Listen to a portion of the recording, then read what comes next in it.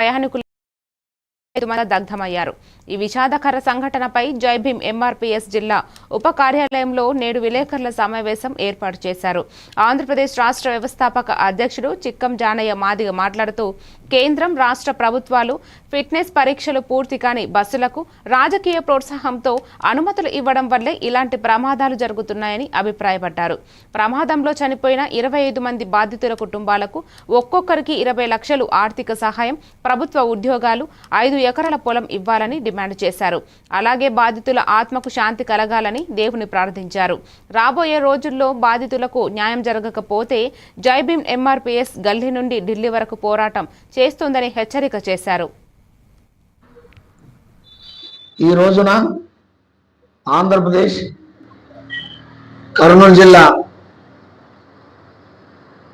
జిల్లా జై భీమ్ ఎంఆర్పీఎస్ ఉప కార్యాలయం నందు నేడు విలేకరుల సమావేశం ఏర్పాటు చేసి ఈ సందర్భంగా తెలియజేయడం ఏమనగా ఈ దినమున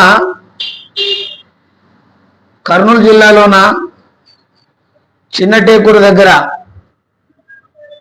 హైదరాబాద్ నుంచి బెంగళూరుకు వెళ్తున్నటువంటి కావేరీ ట్రావెల్ ఒక బైకును ఢీకొట్టి ఆ బైకును అలానే ముందుకు తీసుకెళ్లడంతో ఆ బైక్ నుంచి మరి ఫైర్ ఏర్పడి మరి బస్సును కూడా ఏసీ బస్సు కాబట్టి ఆ ట్రావెల్ మరి మంటలు వచ్చి దాదాపు ఆ బస్సులో ఉన్నటువంటి ప్యాసింజర్లు 25 మంది కూడా చనిపోవడం కూడా చాలా బాధాకరమైన విషయం.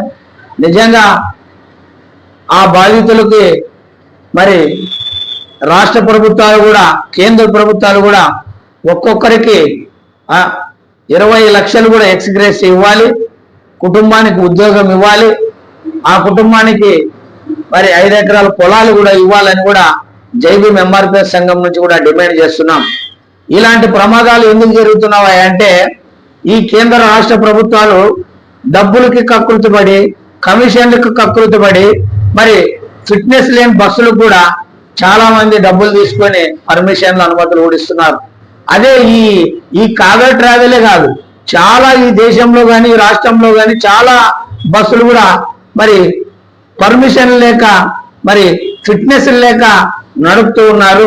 ఇటువంటి ప్రమాదాలు జరిగితే చాలా మరి ప్యాసింజర్లు కుటుంబాలే రోడ్డున పడుతున్నారు. కాబట్టి నిజంగా కేంద్ర రాష్ట్ర ప్రభుత్వాలు కూడా మీరు బస్సులకు కానీ ట్రావెల్కి కానీ అనుమతులు ఇచ్చేటప్పుడు తప్పకుండా ఫిట్నెస్ ఉందా లేదనే విధంగా కూడా మీరు చూసుకోవాలి.